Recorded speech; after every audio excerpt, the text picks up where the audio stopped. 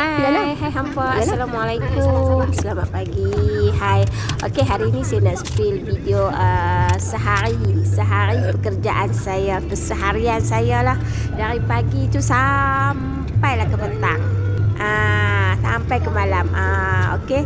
So hari ni dari pagi tadi saya tak ada nak ikut video, so saya ambil dah tengah hari lah. So setiap hari macam ni lah. Kalau anak saya dah cover, so saya tak balik lah ni. Start dia dah jam 4 ni, saya salin baju dalam kereta pun makan siap-siap. Okey. Kalau balik tak ada, sebab ni hari Ahad dia balik pukul 1.45 kan, 1.45. Saya pukul 1.45 tak boleh pergi ambil lagi. Saya pergi ambil lewat dalam 1.50 macam tu lah. Pukul 2 lah orang kata kan. So pukul 2 kalau saya balik memang tak ada lah dia nak pergi cover start pukul 2.30. So memang tak ada lah kalau saya nak balik. Lagipun saya rasa tak sadut balik lah kan. Sejak nak menjak ni pun saya tak balik. Kalau saya ambil pun saya pergi kat tempat kerja saya, pasal ya untuk penjimatan ya. Kalau saya balik tu saya rasa macam buang masa kan.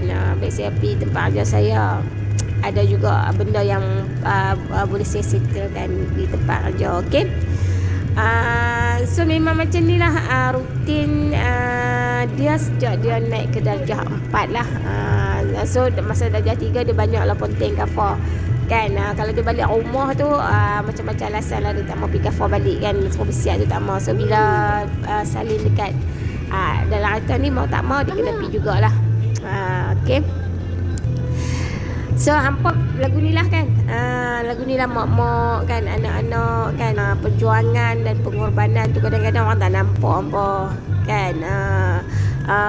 Apa kita ni buat sehabis baik, sehabis orang kata yang terbaik lah untuk anak-anak kan. Nak buat macam mana, lagu tu lah. Kehidupan mau tak mau kenalah lalui, kenalah hadap kan. Biarlah lagu mana pun, asalkan anak-anak tu selesa, anak-anak tu kenyang, anak-anak tu ya kan mendapat obat kehidupan yang sempurna. Mak-mak macam tu lah, nak yang terbaik kan. Tak maulah anak tu rasa tak selesa ke apa, mesti buat bagi selesa, punya sayang kan. Okay, so ni dah petang, dah ambil dia cover apa semua, balik. Balik ni bagi dia rehat sat, bagi dia tengok handphone sat. Saya pergi ambil anak pergi tengok anak asuhan saya. Kalau dia tak lena, saya ambil lah rumah saya. Anak asuhan duduk sebelah rumah yang rumah mak. Tu dia tu. Alah sayang tu. Awak nak tumbuh gigi? Nak tumbuh gigi ke? Alah. Ya nak tumbuh gigi ke? Assalamualaikum. Assalamualaikum. Cak. Balik bila nak nakal? Lama tak nampak, sihat ke? Sihat nah? Handsome nampak sikit. Buat je nak? Ani tengok je. Ya ke? Gatal kepala.